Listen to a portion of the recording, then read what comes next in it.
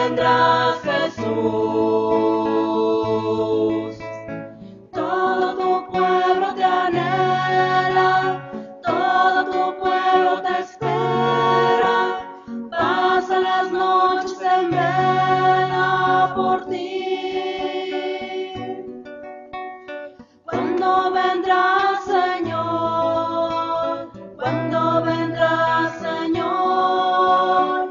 ¿Cuándo vendrás, Señor? ¿Cuándo vendrás, Jesús? El pueblo aguarda tu llegada, cumple paciente tu palabra. El pan comparte la mesa, te gusta y se embeleza con tu amor. Muy buenos días, muy buenas tardes, amigos, amigas. Comenzando ahora el Adviento, este tiempo preparatorio para la Navidad, pero no solamente, digamos así, un tiempo litúrgico, sino un tiempo, sí, litúrgico, pero que nos ayuda a fomentar una actitud cristiana fundamental como es la esperanza y como es la vigilancia activa. Comenzamos pues un nuevo año litúrgico. Las vestiduras en las celebraciones litúrgicas cambian de color, se usa el morado durante estas 4 semanas previas a la Navidad, y eso en cierto modo nos recuerda la Cuaresma. La Cuaresma, que son 40 días preparatorios a la Pascua, a una fiesta pues muy importante, central en nuestra fe cristiana, y también el Adviento pues tiene una cierta semejanza con la Cuaresma, ya que es un tiempo preparatorio, un tiempo en el que se debe intensificar la oración, la lectura de la palabra, y que se debe fomentar, como les he dicho, esa actitud de esperanza y esa actitud vigilante, activa ante la venida del Señor.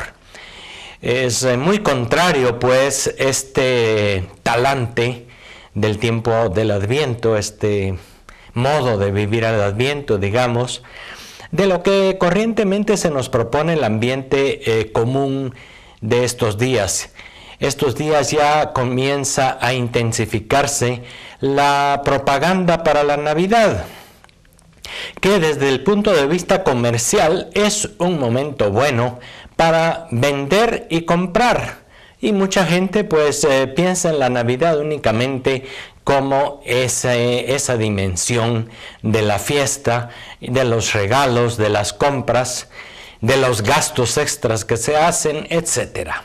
La campaña publicitaria de toda clase de marcas, desde la cerveza hasta cualquier última cosa, se intensifica en este tiempo, y nos parece entonces que la Navidad es preparar eso, preparar unas fiestas, el licor, los regalos y tantas cosas que realmente pues son buenas para una fiesta también, pero que son absolutamente secundarias y que no deben acaparar nuestra atención en este tiempo preparatorio para la Navidad. Es pues importante que entremos en el sentido del Adviento, un tiempo de oración en que intensificamos ese deseo del Señor que se produce en la oración. Un tiempo en el que escuchamos más de cerca su palabra. Estamos siempre invitados a escuchar la palabra, pero la palabra tiene en este tiempo del Adviento un sentido de promesa y un sentido de llamada al cambio y a la conversión. Por eso se parece un poco también a la palabra que se escucha en el tiempo cuaresmal. Es un tiempo llamado a la conversión, al cambio, para que la gran fiesta de la Navidad nos encuentre preparados espiritualmente. Hay quienes quizá se van a preparar con una serie de compras, gastos, fiestas, etc. Incluso viajes, los que pueden, ¿verdad? Y los que no, aunque sea preparar unos cuantos tamales y un octavo. Pero eso es equivocar totalmente el sentido de la Navidad. De manera, hermanos, hermanas, que aprovechemos bien el tiempo del Adviento, tiempo que la palabra ya nos dice, advenimiento, y cuando se espera alguien que viene, se espera una visita, pues la gente se prepara, pero se prepara para esa visita primero con un corazón bien dispuesto. Y así es como la oración y la escucha de la palabra serán muy importantes en este tiempo.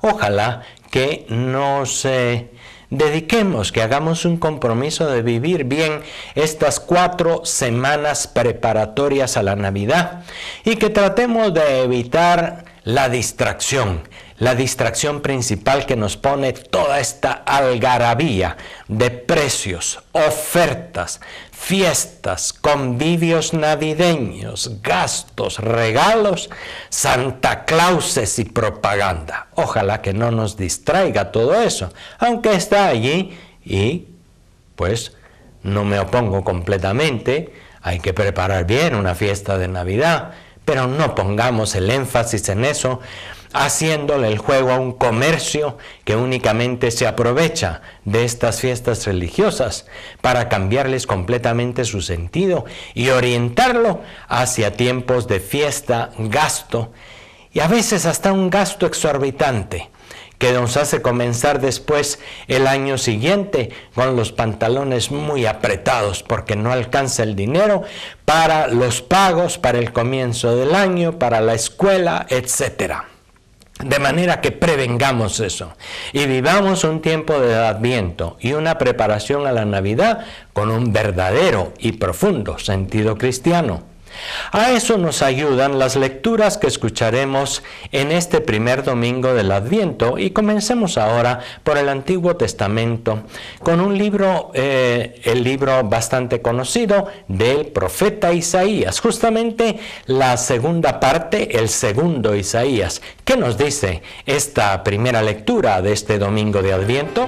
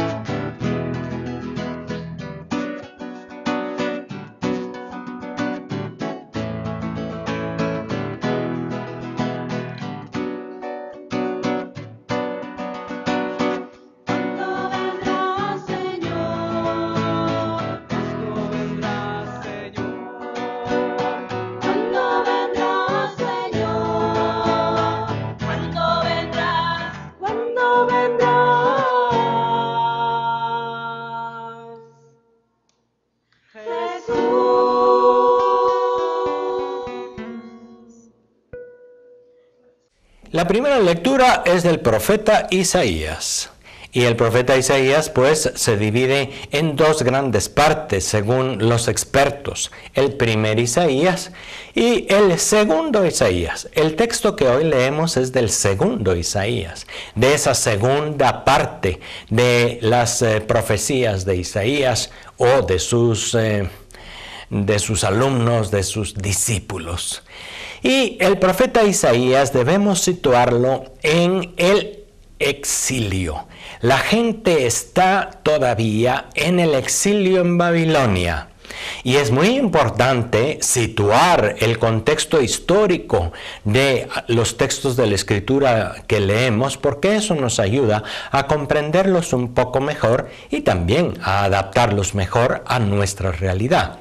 Como nosotros sabemos, unos 600 años antes de Jesucristo, el pueblo de Dios fue invadido por Asiria y Babilonia y fue llevado pues por la fuerza hasta esa ciudad en el oriente, Babilonia. en donde los judíos sufrieron muchísima esclavitud, sufrieron sobre todo la lejanía de la tierra que poseían, la tierra y el templo, eran para ellos como un deseo muy grande, porque no lo tenían allí cerca. Podemos decir que aquellos exilados en Babilonia se parecen en cierto modo a muchos migrantes actuales que han sido llevados fuera del país, tal vez no por una potencia extranjera, sino quizá muchas veces por su propia necesidad de mejorar sus niveles de vida. Tantos hombres y mujeres viven en la emigración, en particular desde esta zona nuestra, gente que se va a los Estados Unidos o que sale de su tierra, de su pueblo natal y va a otro lugar en el mismo país. Eso es quizá menos duro, pero cuando está fuera del país, con otra lengua, en otra cultura, sometido a circunstancias muy diversas, aunque incluso logre ganar un poco más de dinero, enviar algo de dinero a sus parientes, mejorar un poco su vida, está lejos de su tierra, lejos muchas veces de sus costumbres, de su cultura, y también muchas veces lejos de su religión y de su fe.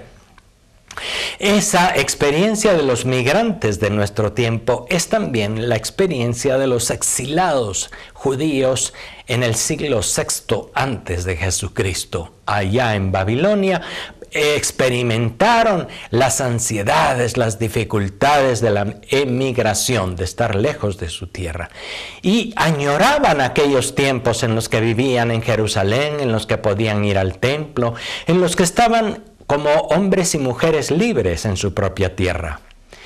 Es cierto que en Babilonia, ya después de 50 años de exilio, cuando habló el profeta Isaías, pues algunos ya se habían situado, quizá habían encontrado mejores condiciones de vida. Muchos, los jóvenes, la gente más joven, había incluso ya nacido allí y ni siquiera conocían tal vez Jerusalén ni la propia tierra. Los ancianos sí, los ancianos aún deseaban volver a la tierra, aún se sentían tristes y abandonados en el exilio. Esa es la situación en la que debemos nosotros pensar cuando escucharemos en este domingo la lectura de Isaías. Una lectura que refleja el deseo de la tierra prometida, el deseo de Jerusalén, el deseo de arrepentimiento y de que Dios les vuelva a ver con ojos de bondad y de misericordia. Acordémonos que en el Antiguo Testamento el pueblo había interpretado sus desgracias como castigo de Dios. Era en cierto modo una manera del Antiguo Testamento, no del Nuevo, de ver esa relación con Dios. La gente que se había apartado de la ley de Dios, pues era castigada por Dios, y muchos habían interpretado el exilio a Babilonia, la invasión de los asirios sobre su tierra, como un castigo divino debido a su infidelidad. Y por eso en cierto modo también se refleja en esa lectura de Isaías. Un pueblo que se arrepiente de no haber guardado bien los mandamientos del Señor y que le pide a Dios: vuelve a nosotros tu rostro, míranos con bondad, desciende del cielo otra vez, sacúdenos, haznos cumplir tu ley y haz que podamos regresar a nuestra tierra, a Jerusalén. Ese es el sentimiento que hoy encontramos en la primera lectura. Y vuelvo a nuestro tema, estamos comenzando el Adviento, un tiempo que debe ser de esperanza, un tiempo que debe ser de vigilancia y de cambio. En cierto modo, los cristianos en nuestros tiempos actuales también nos parecemos a aquellos hombres y mujeres judíos que vivían en el exilio. Una de las figuras que la primera teología cristiana utilizó para hablar de los cristianos es justamente: somos gente que vive en esta tierra, es cierto, pero vivimos esperando nuestra patria definitiva, esperando un futuro verdaderamente lleno de paz, de justicia,